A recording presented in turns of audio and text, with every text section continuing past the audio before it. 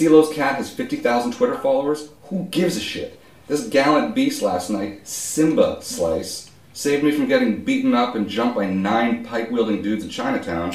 And then fortunately, some shop owner was kind enough to use her Mahjong gambling visor to button this little pussy right back up. I am grateful to her. Some people have guard dogs. I got a guard cat. Shh. Too often, businesses that operate online exist purely, strictly, and only in this realm of digits and pixels. And I really wanted to bring something down from this fleeting, ephemeral, almost ethereal realm into the world that you and I inhabit every single day, which is corporal. There are things you can touch and you can taste and you can embrace. And I think that we need to be able, when we succeed, by which I mean we only succeed when we're able to comfortably and confidently operate between the two. We're able to jump into an experience on a daily basis, either courtesy of the destination website or any of our several publishing channels or in the daily email, and still be able to experience what matters, what really, really matters in the course of your life by encountering us as in-store curations in retail locations, by joining us for these private dinners on a revolving city basis, on a seasonal basis across the country, and soon to come, video experiences. Because if I'm not able to reliably and nobly make you learn something every single day and laugh to feel more human, then I have failed irredeemably to deliver on my core pledge and promise. Bureau of Trade is not just a shopping and discovery experience. I think it's a programmatic attempt to help people make more purposeful decisions when it comes to the way they wear, the items they decide to put in their homes. It's about narrative merchandise. It's the power of story to help you connect more meaningfully with the material world. One of the first things actually that we ever featured on the Bureau was a so-called taxidermy werewolf hand that was suitable for waving at the moon, not suitable for self-gratification by Taylor Lautner. The idea is that there are always going to be these unique one-off items that you never knew that you wanted in the first place, but the moment that you cast your eyes on said object, it must be yours. And every single day we try and unearth these exquisite finds from the world's major marketplaces, from infinitely small one-off stores, brick and mortars, independent vendors, meth head pickers in LA and in Middle America, things that you desperately either want to put on your wrist, on your person, in your body. Well, we don't do food, but certainly in your home, to present or complete a more compelling portrait of success, or at least your ideal self. The Bureau of Trade is supposed to have a certain sense of timelessness and elasticity, so it's applicable to all time and all people and all places.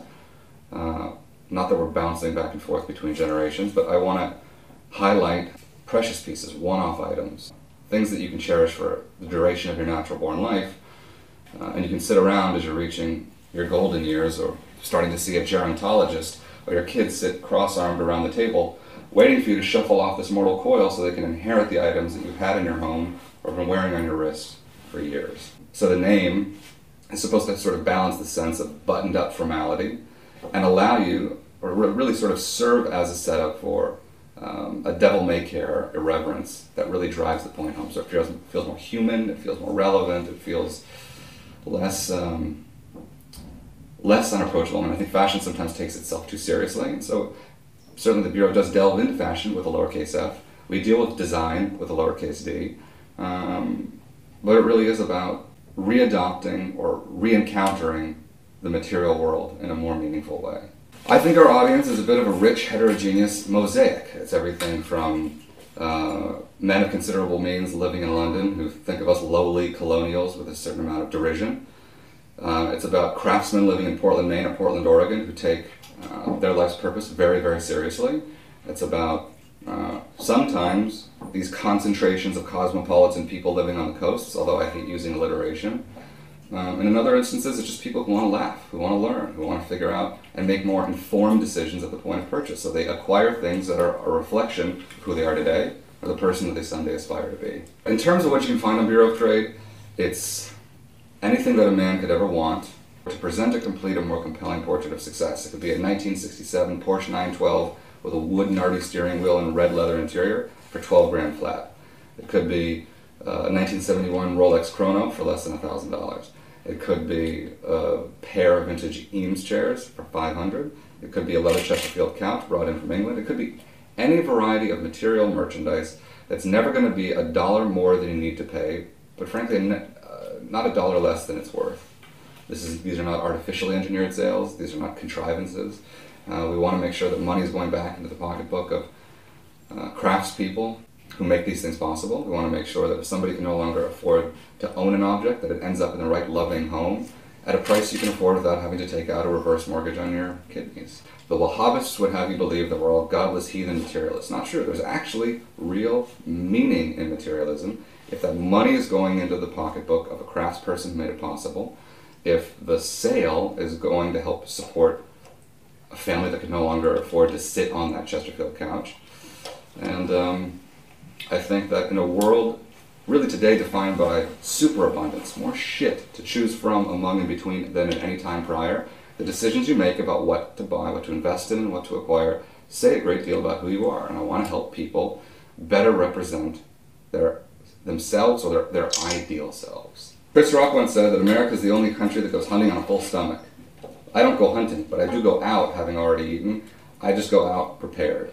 Not that I believe even for a fleeting moment in this notion of an incoming or impending zombie apocalypse, but I bring shotgun shells just in case. Vintage hunting vest, camo trousers, which won't help you blend into most city landscapes, but certainly help you blend into Brooklyn. And then vintage cordovan shoes with green leather straps. Why? Frankly, I don't even know. Why not? Is that a safe, fair answer? Compelling. Vulcan watch, 1928. Art Deco Vulcan watch was actually the brand of choice for several heads of state, including our own President Eisenhower, who thought that the Rolex was a bit too showy. De Gaulle also wore a Vulcan, and it's a brand that you can always find on Bureau of Trade. And the frames are dead stock Emmanuel Kahn's from the 1970s, because I think that every man in the contemporary world of discerning taste should really aspire to look like their 90-year-old grandmother in Florida. If you're Jewish, which this face, I gotta tell you, this is not Greek.